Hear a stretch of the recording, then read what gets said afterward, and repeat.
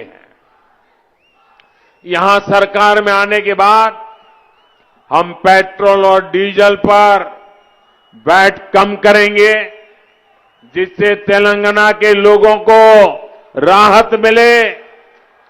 ना कुटुंब सभ्युलारा, जब भी कहीं इंफ्रास्ट्रक्चर डेवलपमेंट होता है, इससे इंडस्ट्री, इन्वेस्टमेंट और एम्प्लॉयमेंट का विकास होता है।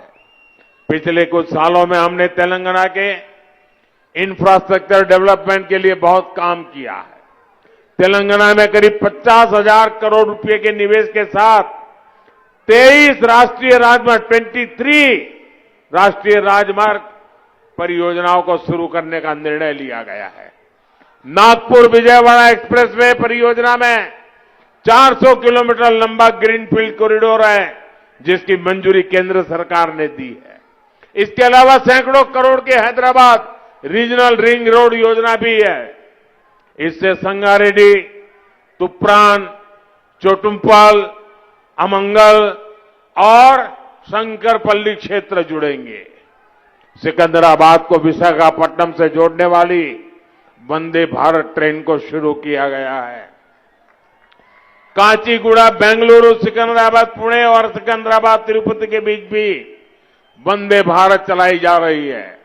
इन सारे प्रोजेक्ट से तेलंगाना युवाओं को काफी लाभ होगा। इन्हें रोजगार के नए अवसर मिलेंगे। ना कुटुंब सभ्युलारा, बीजेपी के इन प्रयासों के बीच आपको एक और बात याद रखनी है। कांग्रेस और बीआरएस कभी भी उन प्रोजेक्ट को तेजी से बढ़ने नहीं देंगे।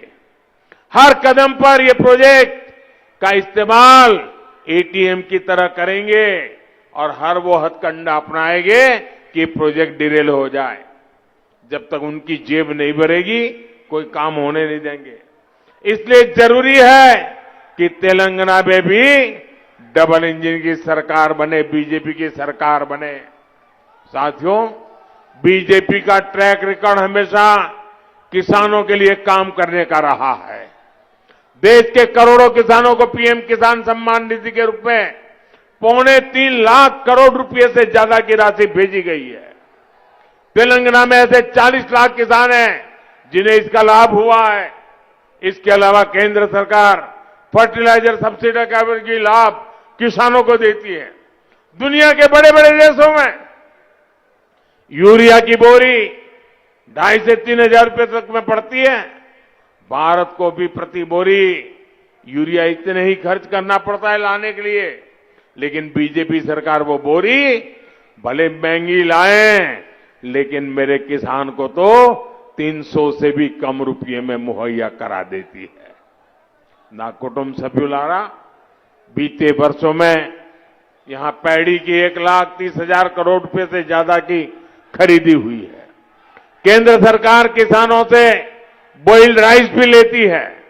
अब हमारी सरकार ने निश्चय किया है कि इस खरीफ सीजन में तेलंगाना के किसानों से 20 lakh metric ton boiled rice अतिरिक्त खरीदा जाएगा।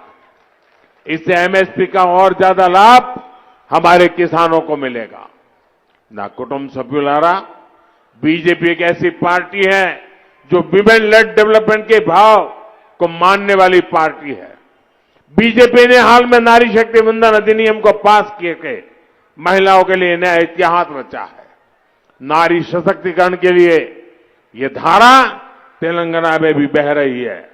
हमने करोड़ों महिलाओं को धुएं से मुक्ति का जीवन दिया है।